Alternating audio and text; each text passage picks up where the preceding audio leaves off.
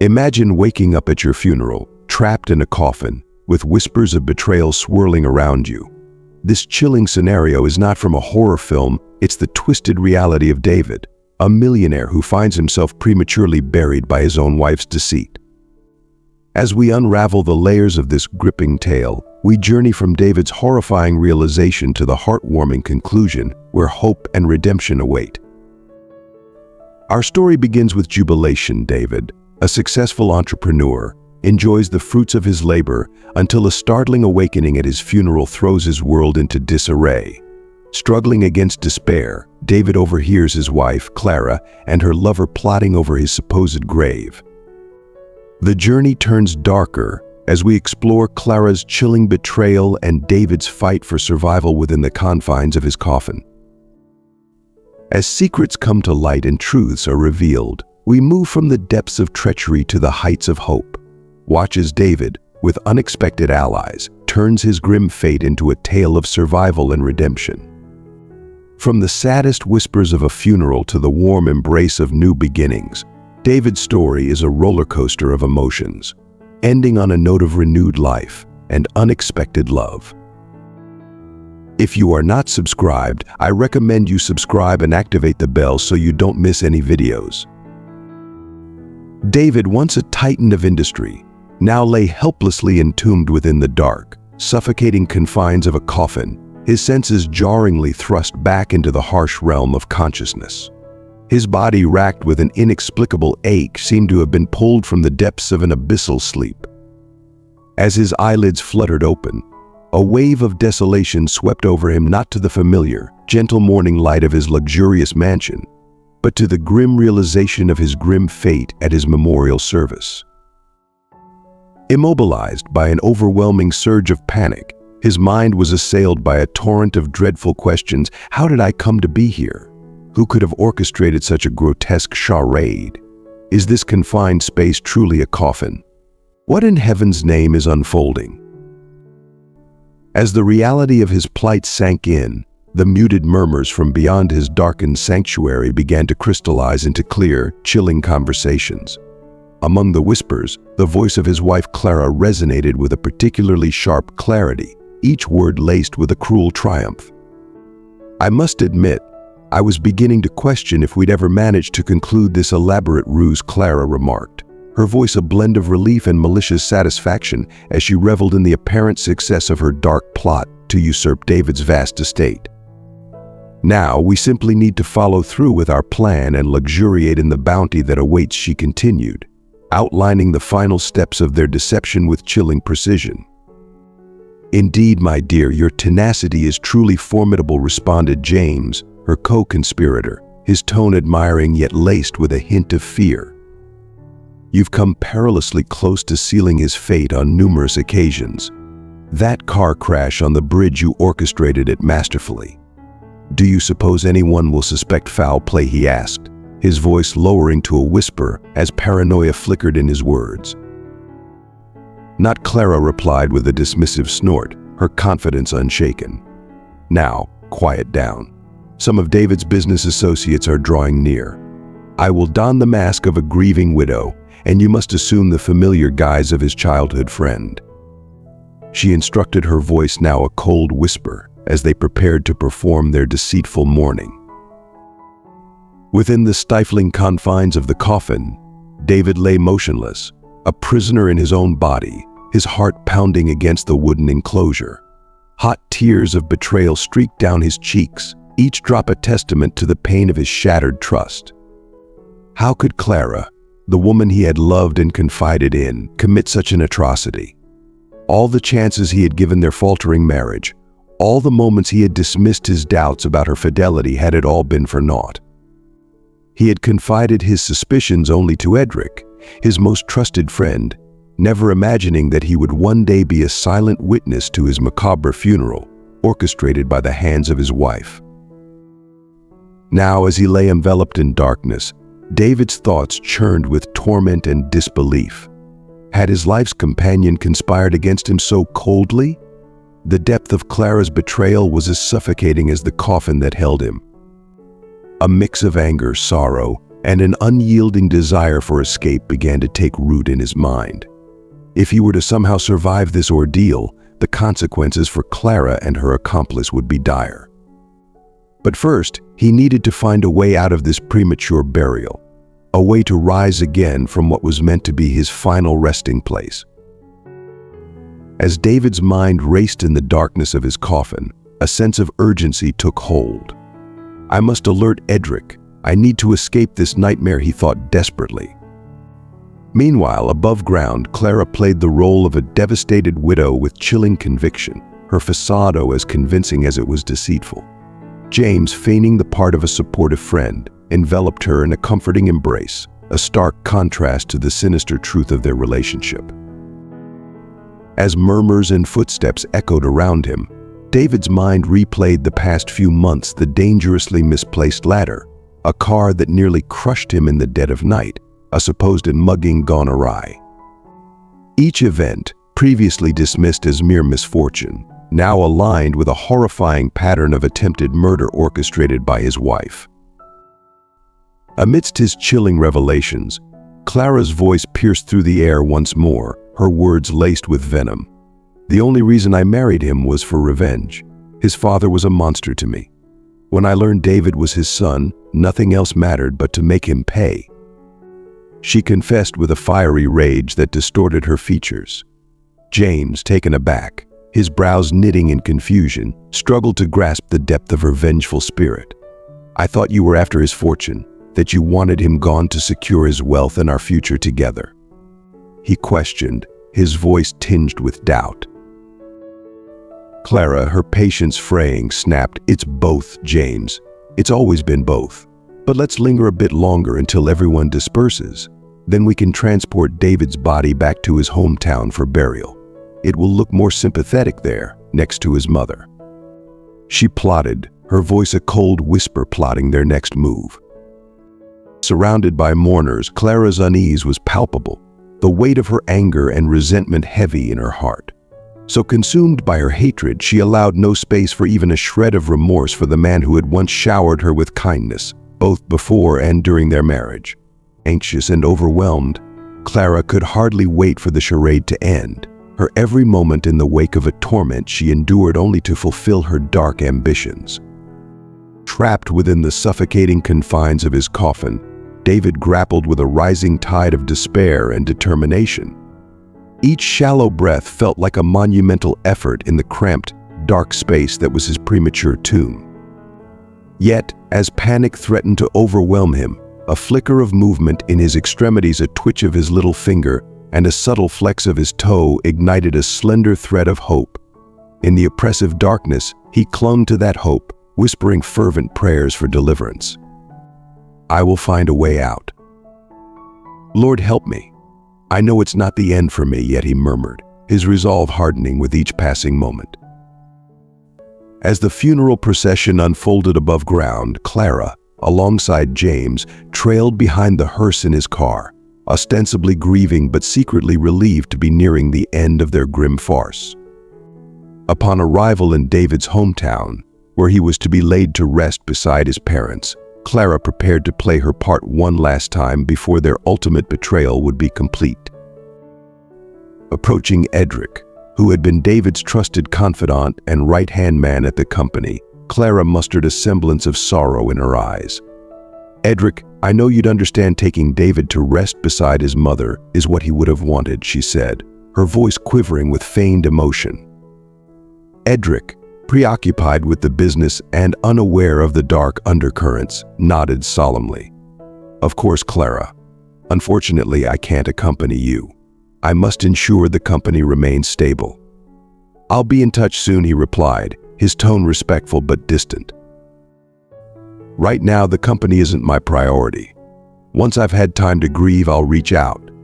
I need to handle this first," Clara asserted, carefully concealing her eagerness to access David's fortune. With a brief nod, Edric continued on his way, his mind swirling with corporate concerns, oblivious to the nefarious plot unfolding. Clara and James, having reached their destination after a long drive, showed little inclination to linger at the gravesite. Their presence at the burial was a mere formality, the final act in their elaborate deception. As they followed the funeral car, their conversations were sparse, each lost in thoughts of the future now nearly within their grasp, unaware of the desperate struggle for survival unfolding silently beneath the polished veneer of David's coffin. As Clara delegated the grim task of burial to her underlings, she felt a detached relief, eager only to receive confirmation later that the deed was completed. The henchman, in turn, approached Benjamin, the gravedigger, and his team with a fabricated tale and a handful of cash.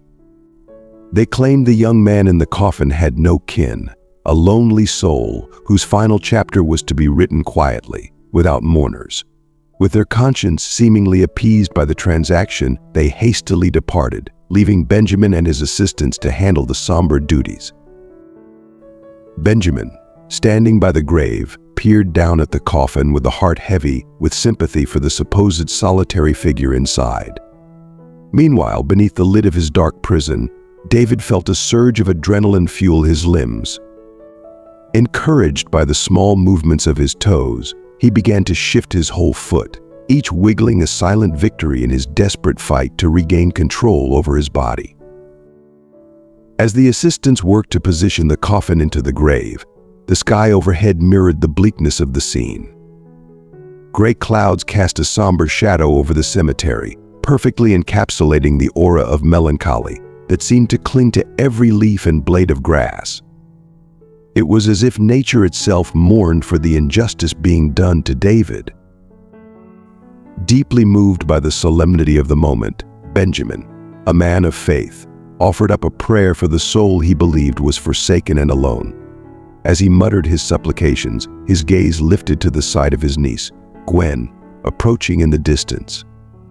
The usual calm of the cemetery was broken by Teddy, the loyal dog who was always at Benjamin's side, who now barked joyfully at the arrival of Gwen. Gwen's presence brought a brief respite to the heavy atmosphere, her youthful energy contrasting sharply with the day's gloom. Unbeknownst to her, just a few feet away under the earth, David was slowly piecing together his strength, fueled by a resolve to confront those who had betrayed him so callously. The scene at the cemetery was a poignant mix of despair and hope, as both the living and the nearly dead clung to the fragile threads of their respective salvations. Able to trust us enough to share more about what happened, Gwen continued, her voice gentle and reassuring, trying to bridge the distance between them. She sat beside the hospital bed, her compassionate gaze locked on David, who seemed to slowly absorb the reality of his narrow escape. His eyes, once wild with terror, now reflected a cautious relief, mixed with a deep-rooted weariness. David's throat felt raw as he attempted to respond, his voice a raspy whisper. "My name is David, and thank you truly for saving me. I was betrayed by someone very close to me, someone I thought I could trust with my life," he said, his words faltering as the gravity of his betrayal weighed heavily on him. The emotion in his eyes deepened as he added, "I was supposed to be dead, according to their plan." Gwen listened intently, her heart aching for the pain and fear David had endured. She reached out, placing a comforting hand on his arm. "You're safe now, David. Here, no one will harm you. My uncle and I will make sure of that. You can rest and heal. We'll figure out the next steps together," she assured him, her voice imbued with a sincerity that seemed to soothe some of his anxiety. David nodded weakly, grateful for the kindness, but still visibly shaken. The events of the day had drained him, both physically and emotionally. Gwen stayed by his side, her presence a steady source of comfort, as the hospital room faded into the quiet rhythms of the night. As dawn approached, Gwen, who had dozed off in a chair beside the bed, awoke to find David looking at her with a newfound resolve. "I need to face what has happened, but I'm not strong enough yet. Can you help me make sure justice is served?" he asked, his voice stronger than before. Gwen, moved by his plea, nodded resolutely. "We will do whatever it takes. My uncle and I, we're with you on this. No one deserves what you went through," she promised. The bond that formed between them in those early hours was cemented by a shared determination to right the wrongs that had nearly cost David his life. As the morning light streamed through the hospital window, David and Gwen began to plan their next steps, unaware of the challenges ahead but fortified by the unexpected friendship that had blossomed amidst the darkest of circumstances. "I hope that one day you can find the strength to move past all of this," Gwen whispered, her words a soft plea to the universe, as though David might somehow hear them in the fog of his troubled sleep. The long, agonizing night finally gave way to dawn, and the first gentle rays of sunlight pierced through the bedroom window, bathing the room in a warm, golden glow. Gwen had spent the night vigilantly watching over David, her weary body curled up on a small couch beside his bed. The silence in the room was almost tangible, a stark contrast to the bustling noise that had filled the shared hospital room only hours before. As the morning light crept across the floor, David stirred. His eyelids fluttered, and with a sluggish, tentative motion, he began to wake. His gaze was unfocused, staring blankly into the distance, caught in the bewildering haze between sleep and consciousness. "Am I dead, or is this a hospital room?" he muttered under his breath, the words barely audible, tinged with confusion and fear. His mind struggled to grasp reality as he blinked slowly, the fog in his brain slowly lifting. When his vision finally cleared, he turned his head to the right and saw Gwen, still sound asleep, her presence a calming anchor in the sea of his disorientation. Relief washed over him like a wave, and he silently thanked God for answering his frantic prayers. Emotion swelled within him, and tears welled up, spilling down his cheeks in silent streams. In that moment of clarity, he remembered he needed to reach out to Edric. Gwen stirred beside him, her eyes fluttering as she began to wake. David's heart swelled with gratitude, eager to express his thanks to the woman who had been his lifeline, the one who had pulled him back from the brink. "Are you awake?" he asked, his voice thick with emotion. Gwen, now fully awake, could finally take in the sight of the man before her. Despite the ordeal he had endured, David's features were striking. His thick eyebrows framed intense eyes, and his short black hair contrasted sharply with his pale, almost ethereal skin. His serious expression hinted at the depth of the trials he had faced. Even in his weakened state, his presence was commanding, his tall frame a testament to the strength that had yet to fade completely. "Why did they do this to you, young man?" Gwen wondered aloud, her voice filled with a sorrowful compassion. "What is your name? I truly hope you find peace, and I pray that someday you can overcome all this." Her words hung in the air, a heartfelt wish for his recovery, spoken as though they might reach him in the depths of his dreams. As the night passed into the day, the room remained a sanctuary of peace, untouched by the outside world. The sunlight continued to pour in, illuminating the space where two souls had found a brief moment of solace in each other's presence. David's eyes opened slowly, and for a moment he questioned whether he had crossed into the afterlife. But when he saw Gwen, sleeping peacefully beside him, he knew he was still in the land of the living, and for that he was profoundly grateful. He whispered a quiet prayer of gratitude, feeling as if his soul was finally heard after a long and desperate cry for help. A heavy sigh escaped his lips, and with it came tears, streaming freely down his face as the weight of everything began to sink in. The realization hit him he needed to reach out to Edric. The thought of his steadfast friend brought a fleeting sense of calm to his stormy mind. Just then, Gwen stirred beside him, her presence a comforting reminder that he wasn't alone. As she slowly woke, David felt a glimmer of relief. He desperately wanted to express his thanks for her unwavering support. "Are you awake?" he asked softly, his voice tinged with emotion. Gwen, ever perceptive and loyal, understood the importance of Edric's involvement.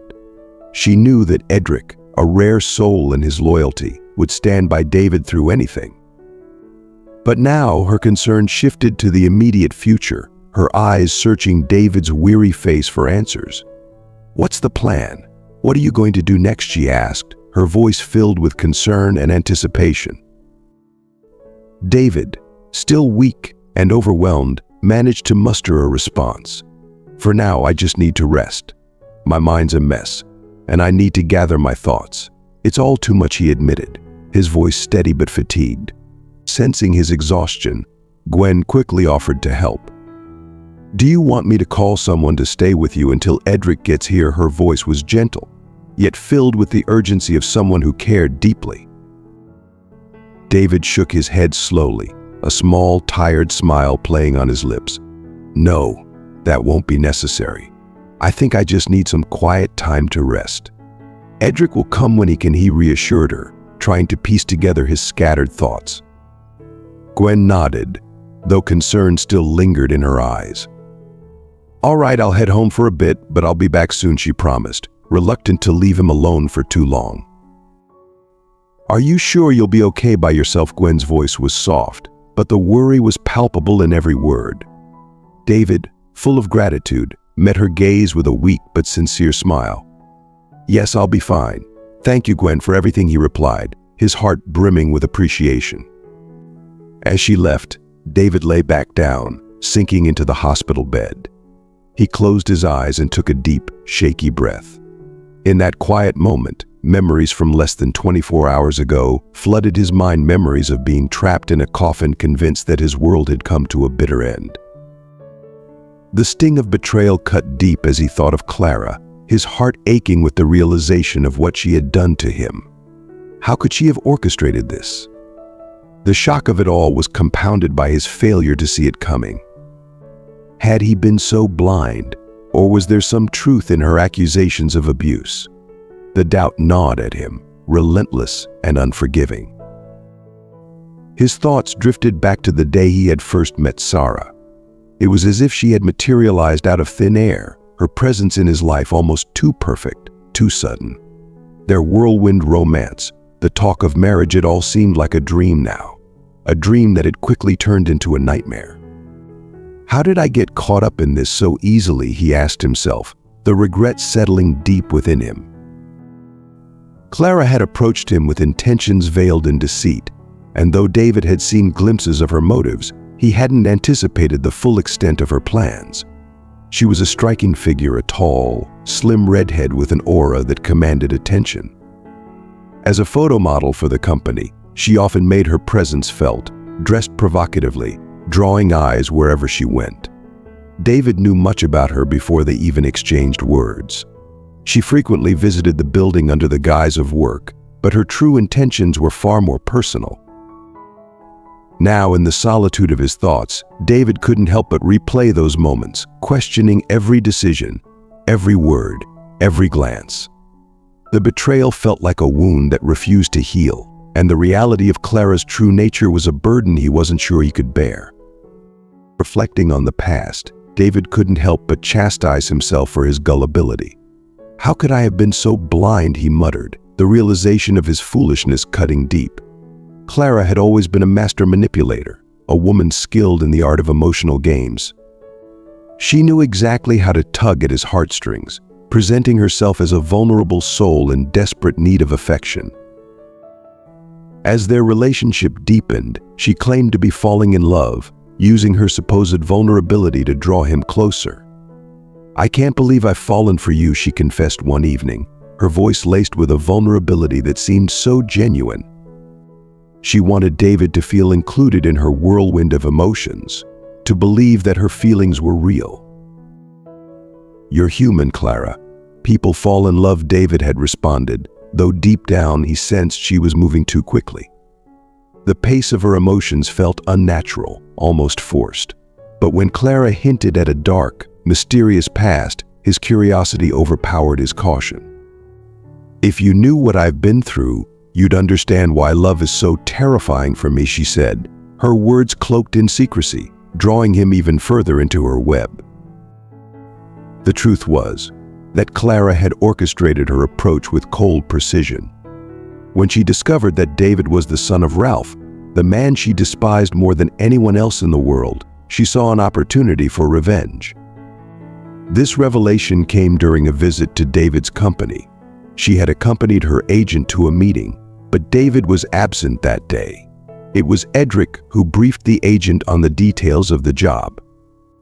As Edric spoke, Clara's eyes roamed the office, casually taking in her surroundings until they landed on a photograph that stopped her in her tracks.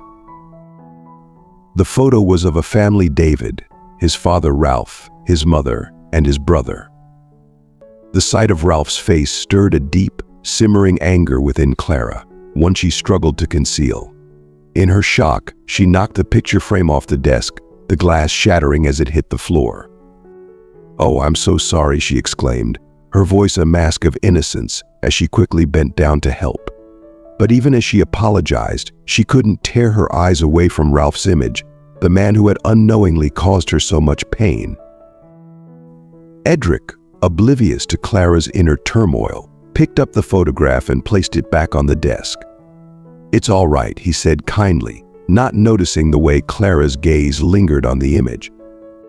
As he continued to explain the project details, he pointed to each member in the photo.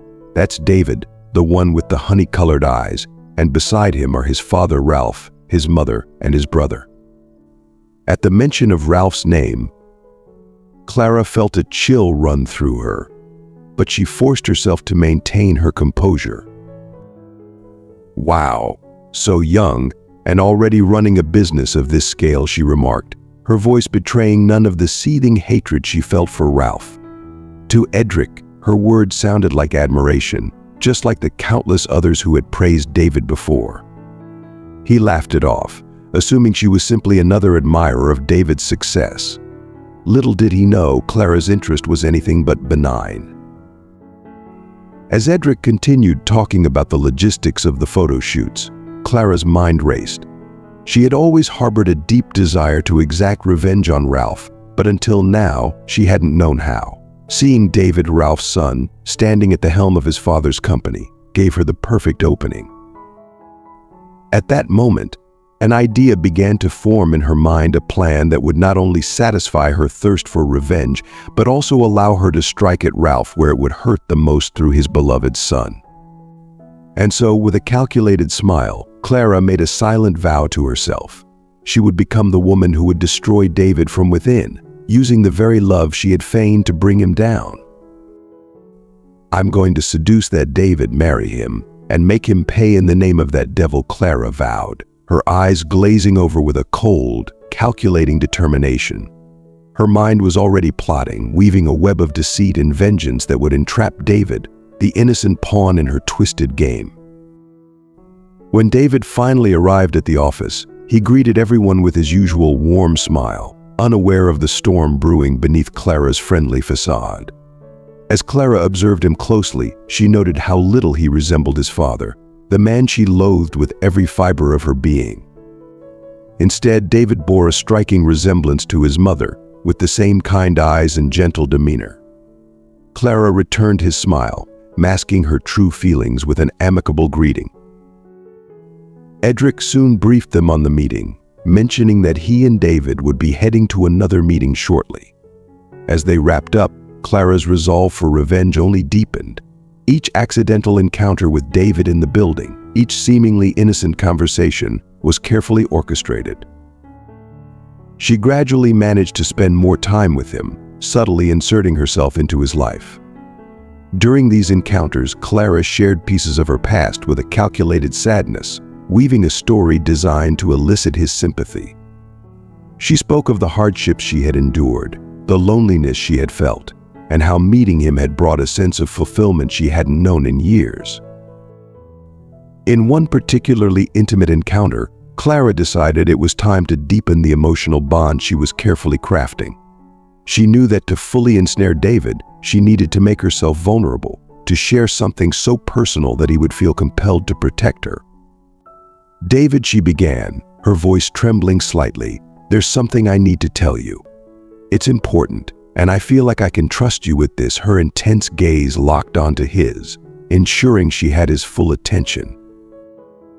David, sensing the gravity of the moment, responded with concern, "Are you sure, Clara? We're still getting to know each other," but seeing the seriousness in her eyes, he softened his tone and added with a reassuring smile, You can trust me whatever it is. Your secret is safe with me." Taking a deep breath, Clara continued, "Remember when I told you that I wasn't sure I could fall in love with you?" There's a reason for that. She hesitated, letting the tension build before diving into her story. She recounted how, a decade ago, she had become involved with an older man. Their relationship had been shrouded in secrecy, their meetings hidden away from the prying eyes of the world. But when Clara discovered that this man was married, she ended the affair, hoping to move on with her life. However, the man refused to accept the end of their relationship and began stalking her, lurking in the shadows of her life. Her voice grew quieter as she described the night that changed everything. "One evening, after months of trying to escape him, I was walking home on a dark, empty street when he appeared out of nowhere. He wasn't the man I had known anymore. He was a monster." Her voice cracked as she continued, "He attacked me, brutally, leaving me with scars that are deeper than physical wounds. Afterward, he told me that I would never find happiness, that he would kill me if he ever saw me with another man." That night marked the beginning of Clara's profound mistrust and hatred of men. The trauma of that experience had driven her to isolate herself, retreating from the world and from any chance of forming a genuine connection. She had spent months locked away in her home, the fear and resentment festering inside her, poisoning her ability to trust or love. And now, as she shared this dark chapter of her life with David, she watched his reaction closely, knowing that his sympathy and protectiveness were exactly what she needed to draw him even closer.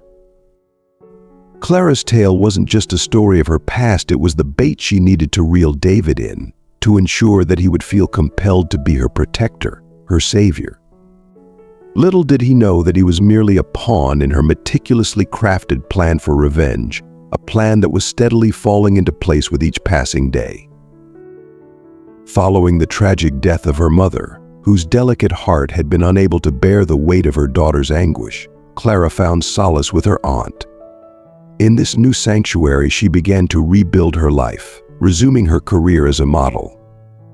Despite her outward success, Clara remained deeply scarred by her past, resolutely avoiding any deeper connections with older men and insisting on working only with reputable companies. "This is a crucial part of my story," Clara revealed, her voice tinged with the weight of her confession.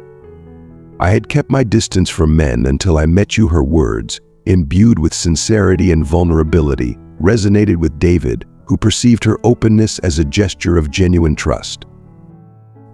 As the months unfolded, the bond between David and Clara deepened. David, attentive and caring, observed Clara's struggles with older men, noting her anxiety during professional encounters involving them.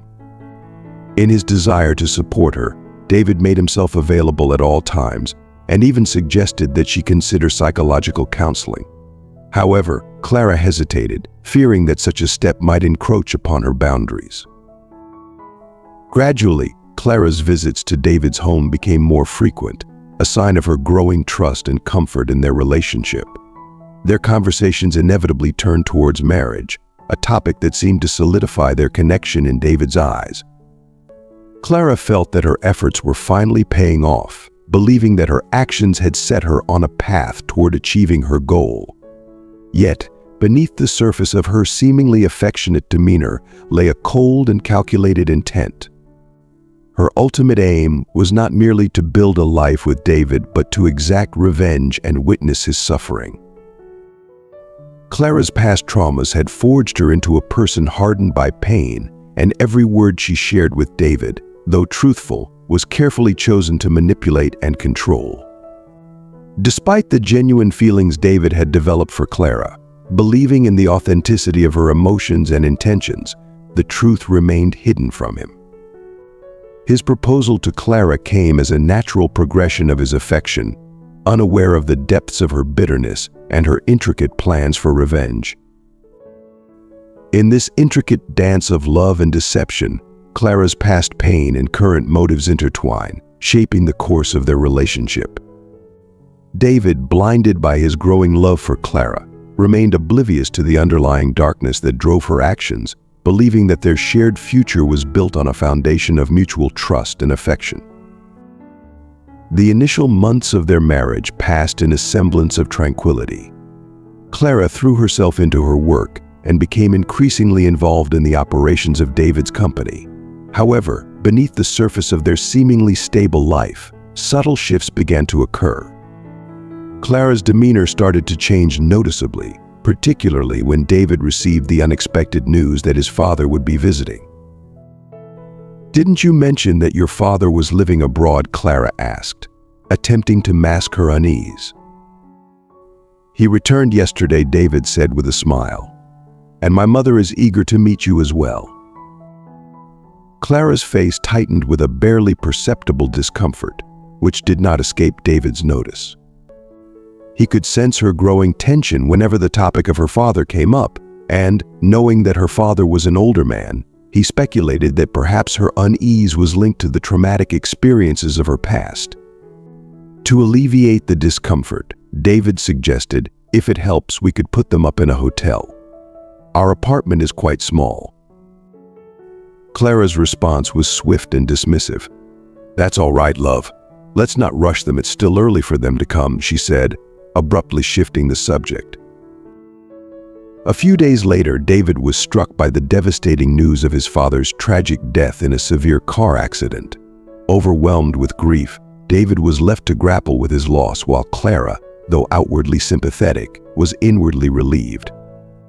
She seized the opportunity to distance herself, fabricating an urgent photo shoot on the day of David's father's wake to avoid attending the funeral. "I can't make it," David said in a sorrowful tone.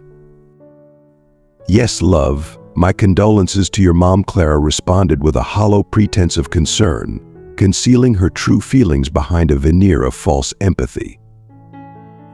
Upon David's return from his hometown, where he spent several days mourning, Clara's behavior grew increasingly peculiar. David observed disturbing changes in her, particularly her recurring nightmares. In the middle of the night, she would wake up in a panic, murmuring in terror, "He said he's going to kill me." These distressing outbursts puzzled David, who was at a loss to understand their origin. In a bid to help her find some relief, he offered Clara medication to aid her sleep, hoping it might alleviate her nighttime fears and restore a semblance of normalcy to their troubled life. Following her father's death, Clara's demeanor grew increasingly hostile. Her once warm affection towards David had vanished. She no longer greeted him with kisses or embraced him as she used to. Her return from work was consistently late, and when David reached out, attempting to reconnect with her through conversation and physical closeness, he was met with a chilling coldness. He reassured himself, clinging to the hope that it was merely a temporary phase that would eventually pass. Despite his patience and efforts to bridge the widening gap between them, Clara's refusal to engage in therapy only added to his frustration. He decided to grant her space, hoping that time might heal her wounds. During this period of emotional distance, Clara's life took a darker turn. She began an affair with James, a fellow model, plunging into a reckless and self-destructive spiral. Neglecting her well-being, Clara seemed to be driven by a subconscious desire to self-destruct, as if she sought to escape the haunting memories of her traumatic past. Under the guise of business trips to distant cities, she would instead spend days with James, sharing her deepest grievances and secret intentions. Clara saw in James an ally who could help her execute her sinister plans, as he was more than willing to go to any lengths for monetary gain. "Just tell me what I have to do," James eagerly asked, fueled by both his fascination with Clara and his desire for financial reward.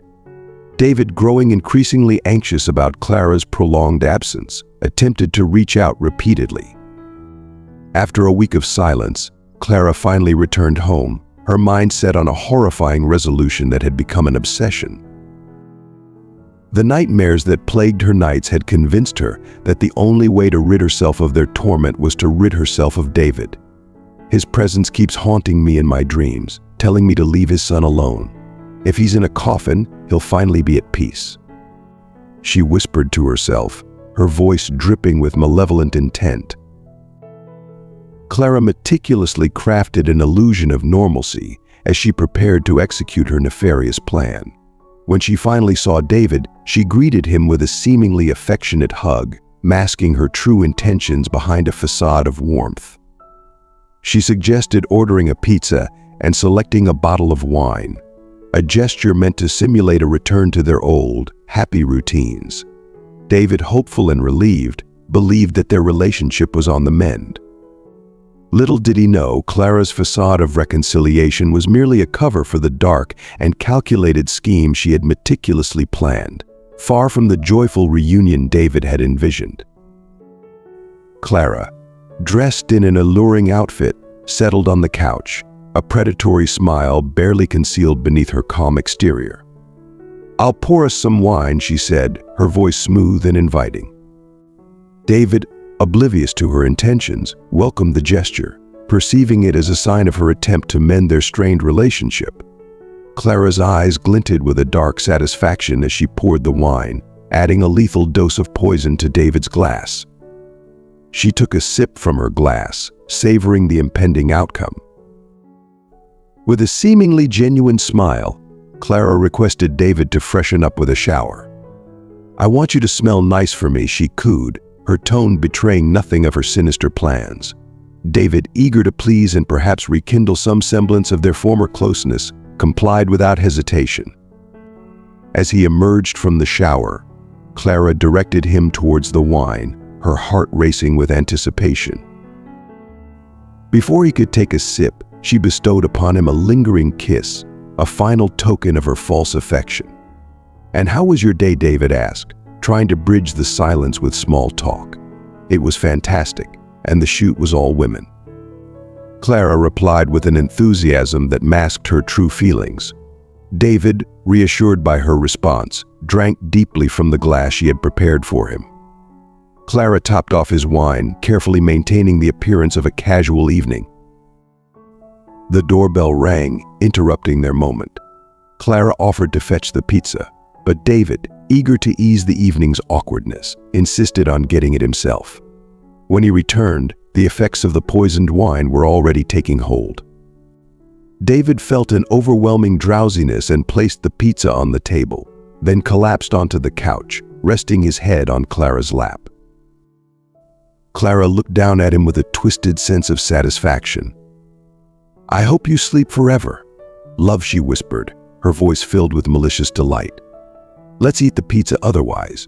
The cheese will get hard," she added, feigning normalcy as she began to savor their dinner. David, feeling increasingly numb and disoriented, murmured about his dizziness and his lack of alcohol tolerance. He nestled against her, seeking comfort in the guise of her presence. Soon he succumbed to the darkness, never to awaken. In the hospital room, David's mind wandered back to that fateful night. He recalled the wine and Clara's false warmth, recognizing that it had been his last day with her. As he lay there, the gravity of the situation pressed upon him. His final moments had been spent in a cruel deception. He realized that after the wine, all that remained were the echoes of Clara's voice from his wake. The enormity of it all was overwhelming, leaving him to grapple with the tragic reality of his final hours. The room filled with a profound sense of disbelief and horror as Edric burst through the door. His face was a mask of shock and anguish. "My God, what did they do to you?" he exclaimed, his voice trembling with concern. His eyes searched David's, horrified at the thought that his friend might have been buried alive. David, though calm in the face of his friend's distress, was ready to confront the truth. "It's all right now," he said, his voice steady as he prepared to share the full story with Edric. Edric's eyes darted around the room, trying to grasp the gravity of the situation. "How's the company?" he asked, his voice cracking with the weight of recent events. "Well, as far as everyone is concerned, you're dead," Edric replied, his despair evident. "I spoke to the lawyer," he added, struggling to maintain his composure amidst the chaos of the past few days. David, with a determined resolve, spoke next. "I want you to take over the company for me. I trust you, he said, his confidence unwavering even in the face of adversity. Remember that power of attorney I gave you in case something happened to me. David reminded his friend, his gaze fixed on Edric. Yes, but what about Sarah? Edric asked, his concern shifting to the immediate issue of Clara's role in the situation. She's going to get what she deserves, David said, a cold determination in his voice. Take that power of attorney and assume my position. I'll help you from here for now. Just tell everyone there are formalities to deal with and that you need to manage because, in my will, I left the company to you if anything happened to me. My brother lives in Europe and has never shown interest in my business.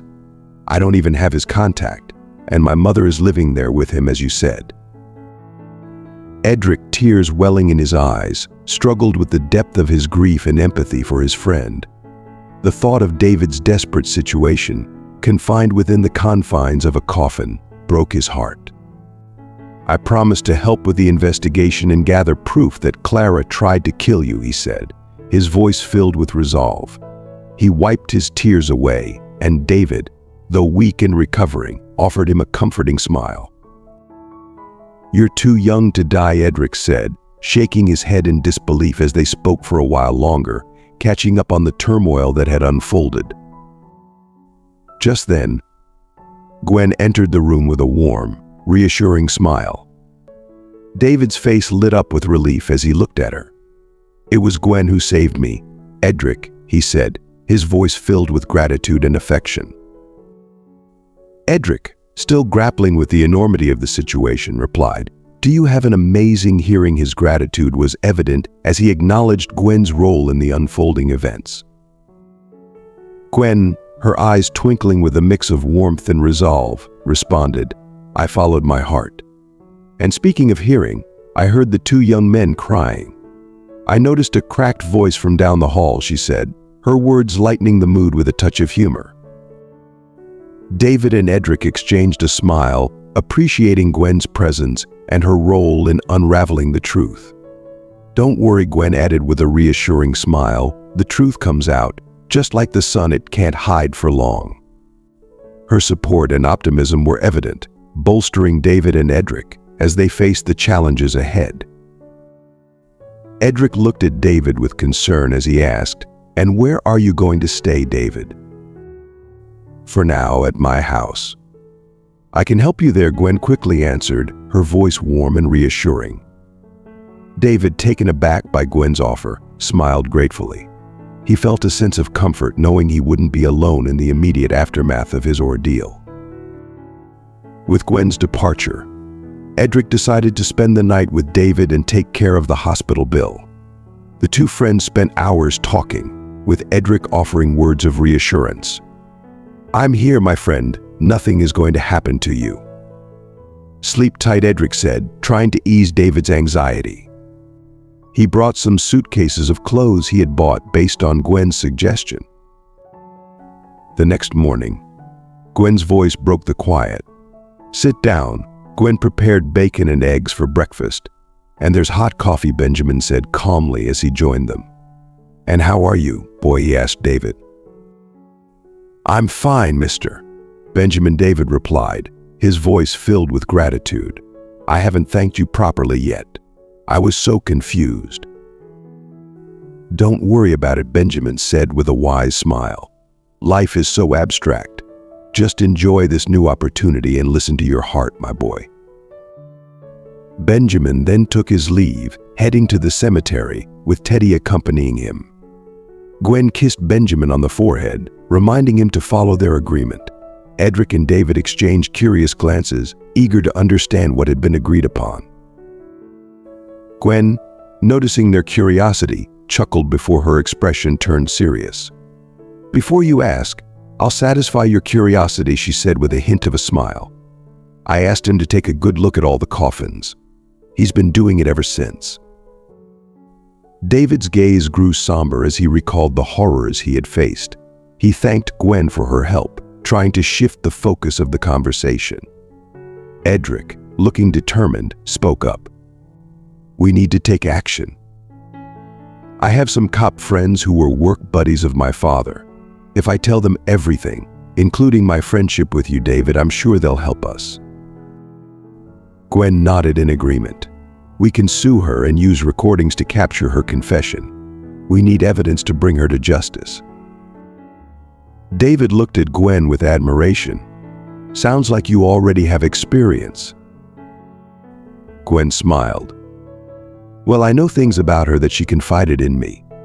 Other than me, only the man who was with her knows these details, since I overheard them near the coffin. I think that will be an advantage." Edric's eyes brightened with determination. "Let's make sure we gather all the evidence we can. We'll make sure Clara faces justice for what she's done." David nodded, feeling a sense of hope as his friends rallied around him. Despite the traumatic events he had endured, he was comforted by the support of those who cared about him and was ready to take the next steps towards justice and recovery.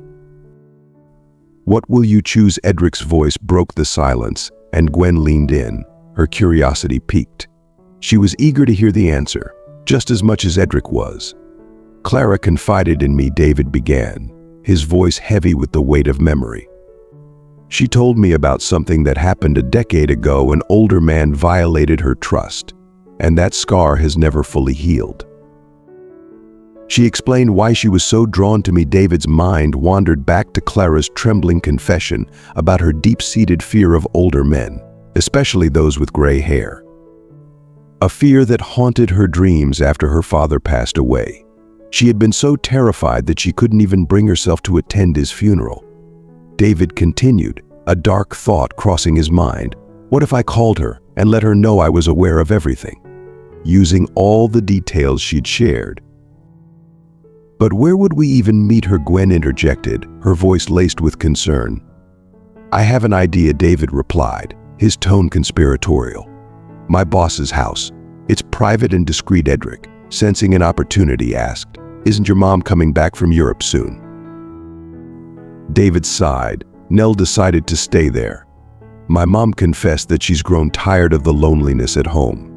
She barely sees my brother, so she's decided to spend some time with him instead." Gwen's curiosity deepened.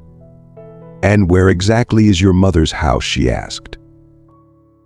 "It's about 100 kilometers from here, give or take," David responded, the wheels of the plane turning in his mind. The three of them delved into a lengthy discussion, carefully piecing together their strategy, each word weighed with the importance of what was to come. Eventually, Edric had to leave, but he promised he would return to stand by Gwen and their policeman friend to finally bring this ugly situation to an end. As Edric departed, Gwen turned to David, her tone shifting to one of gentle care. "How much time can you take off?" she asked, eager to understand how much of David's presence she could rely on. Without waiting for his answer, she offered, "Come on, David, let me show you to your room." Her voice was soft, almost soothing. "Thank you," David muttered, his thoughts too tangled to find any other words. Gwen led him to a simple, unadorned room. The bed was plain but neatly made, with a closet standing to the left and a modest desk near the window. She offered to put away his clothes, a gesture of kindness that David appreciated but declined. "It's fine, really," he said, his voice trailing off. Gwen gave him a small, understanding smile before leaving him alone to rest, retreating to the kitchen where the weight of the day's events could be momentarily set aside. 2 days drifted by, and David found himself gradually settling into Gwen's presence.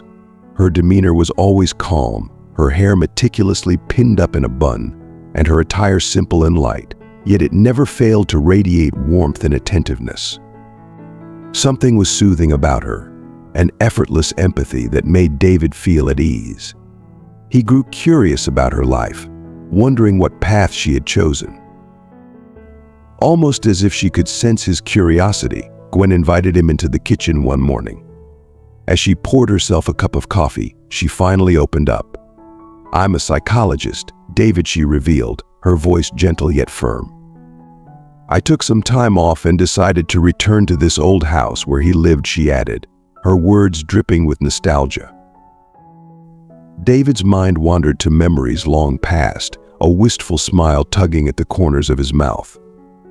After a moment, he asked Gwen to help him open the windows to let in some fresh air. He had found the key exactly where it had always been, tucked beneath the flower pot by the sill. Gwen watched as David's expression softened, the weight of his burdens momentarily lifted. She hesitated before asking the question that had been gnawing at her. "Are you certain you want Clara to know where your house is?" David's response was resolute. "Yes, I do. I've severed all ties with that woman. Once she's arrested, she won't have the chance to come back here and harm me." Gwen nodded, respecting his decision, and chose to remain silent. Together, they began scouting the house for the best places to install cameras and recording devices. Before long, Edric arrived, bringing along a policeman. David wasted no time recounting every detail of his ordeal, his voice steady as he laid everything bare. They all gathered in the living room, sitting on the couch as the seriousness of the situation settled over them. The policeman listened intently, his expression growing more concerned with each passing minute. He agreed that swift action was necessary, especially once Edric outlined the plan. With the video and audio evidence they were about to gather, there would be no escape for Clara. After discussing the logistics, the policeman took his leave, assuring Edric that he was just a phone call away whenever they were ready to execute the plan. As the door closed behind him, Edric turned to David, his face darkening with a rare glimpse of anger. He recounted how Clara had confronted him, demanding to know what would happen next. When she realized that the process would drag on, she threw a fit, declaring that everything David owned was rightfully hers. She even went so far as to hire a lawyer, only to discover that Edric held power of attorney. "She's probably reeling, trying to figure out how I ended up with that power," Edric remarked, his voice laced with bitter satisfaction. "But it's a good thing you signed it while you were still alive. She's about to face the consequences she deserves," he added, his anger flaring visibly for the first time. "Easy," David. Gwen interjected, her tone soothing. David took a deep breath, regaining his composure. "I'm ready whenever you are," he said firmly. "Just give me the word, and I'll make the call." "Yes, all I want is to see that imposter behind bars," David said, his voice trembling with a mix of determination and pain. Edric stayed close, offering silent comfort to his troubled friend. Gwen, sensing the gravity of the moment, dialed Clara's number with a steady hand. The phone rang, and when Clara answered, Gwen took a deep breath, her voice eerily calm as she began, "Hi, this is Gwen. We need to meet and discuss how you tried to bury your husband alive." There was a heavy silence on the other end, thick with the weight of unspoken truths. Gwen pressed on, informing Clara that she would send the meeting location and time via text. "Be there by 5 p.m. tomorrow," Gwen warned. "If you don't show up, the police will be at your door the next morning, and running will do you no good." Gwen lied about wanting money, hoping to lure Clara into a false sense of security, making her believe that bribery could keep her dark secret hidden. Gwen also insisted that Clara bring James, knowing it would heighten the stakes. After the call, Edric immediately updated his policeman friend, who assured them he'd be ready. The next day, as the clock inched closer to 5 p.m., Edric passed the badge number to the officer, who discreetly tailed Clara. He watched as she pulled into a gas station, tension crackling in the air between her and James. "I hate this mess. Who is this idiot threatening me?" Clara spat, her voice laced with venom. "Just fill up the tank and let's go," James responded, his calm demeanor barely masking his anxiety. They eventually reached the address Gwen had provided. The place seemed deserted, but Clara, undeterred, knocked on the door with James hovering behind her like a shadow. Gwen opened the door and ushered them inside. David and Edric waited in the living room, their faces set with grim determination. The policeman, having seen them enter, silently slipped in through the back. "Please have a seat," Gwen said, her tone polite but firm. As they settled in, she turned to Clara, her eyes narrowing. "So you're Clara," Gwen began, her voice devoid of warmth. "I can't say it's nice to meet you." Clara's indignation flared. "What do you want from me? How do you even know who I am?" she demanded, her voice shaking with barely contained fury. Gwen didn't flinch. "I just want to understand how you could poison your husband and stuff him into a coffin." "What were you thinking?" Gwen's calmness contrasted sharply with Clara's growing agitation, prompting her to talk more. Clara's eyes darted around the room, her face flushed with a mix of fear and anger. She huffed, glancing nervously at James. "Where did you get that idea?" Clara snapped, her voice shifting into a defensive tone. "I know more about you than you realize," Gwen replied coldly. "You were pregnant when you went to that orphanage 10 years ago. You left your baby there, and a decade later, you married David not out of love, but to exact revenge on him because his father, Ralph, had abused you. Admit it, Clara." Clara's face turned pale, and for a moment she was speechless. Then, with a bitter laugh, she lashed out. "How do you know? Are you out of your mind?" she shouted. But as Gwen's piercing gaze bore into her, Clara broke. "Yes, I was molested by that bastard, and I hated David because of it.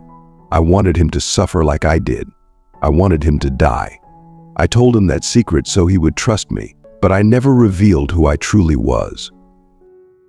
She began to pace the room, her voice rising with each step. "My life has been a nightmare. His father haunts me even now. I see him in my dreams, in every gray-haired man I pass on the street. The baby I bore was the product of that vile act, and I couldn't keep her. I abandoned her and tried to forget. But I couldn't. I saw in David a way to release my hatred, to make someone pay for what was done to me. But it was never enough. I never really loved him. I despised him." As the weight of her confession settled in, Clara's anger boiled over.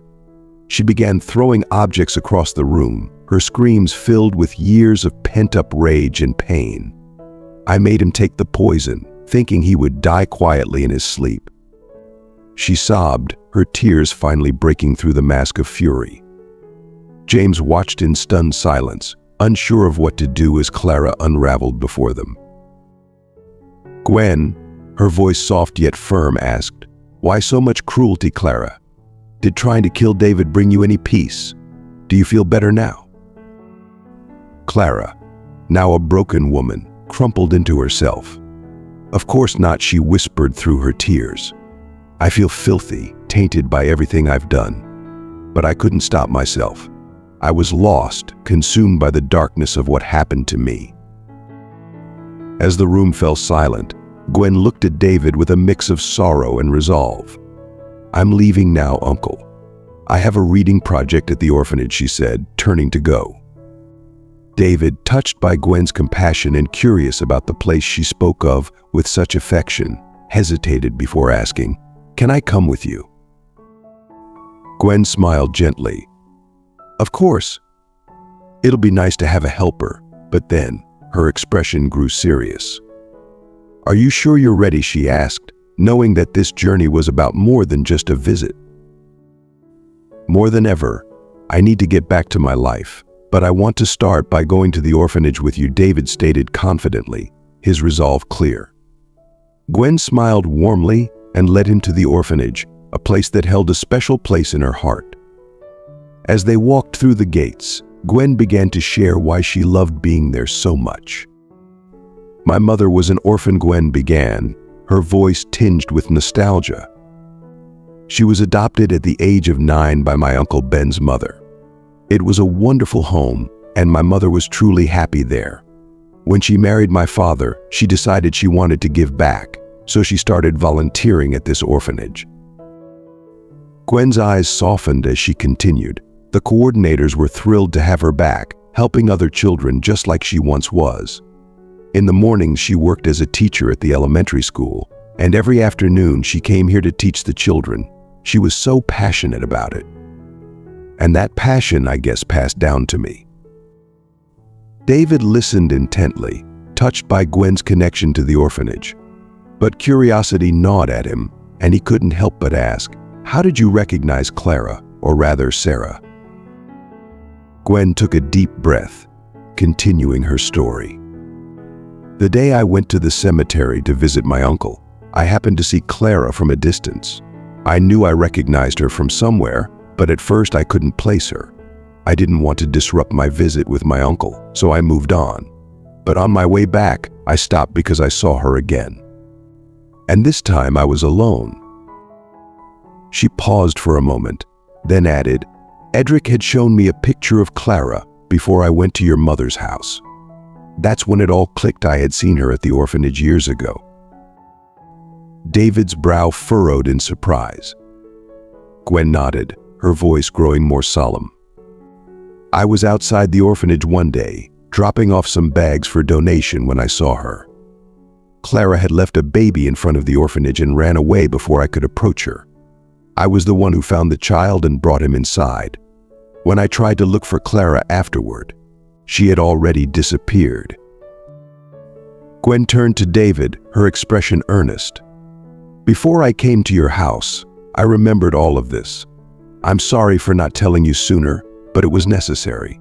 We needed to clear away the pain and ego first." David fell silent, processing everything Gwen had revealed. Sensing his hesitation, Gwen gently prodded, "But there's something else on your mind, isn't there? Something you want to know?" David looked at her, intrigued. "What would that be?" Gwen smiled knowingly. "Do you want to meet Clara's son?" David blinked in surprise, caught off guard by how accurately Gwen had read his thoughts. A smile crept onto his face, realizing just how perceptive she was. Her ability to understand him, to make him feel at ease without expecting anything in return, was remarkable. At that moment, David began to see Gwen in a new light, admiring the incredible woman she was. As they arrived at the orphanage, Gwen introduced David as her assistant for the day. "Look who's here," she said, her eyes brightening as she spotted a young boy. A little boy named Otto, now over 10 years old, ran up to them, his face beaming. "I came to help you," Gwen, he said cheerfully. Gwen leaned in and whispered to David, "That's Clara's son."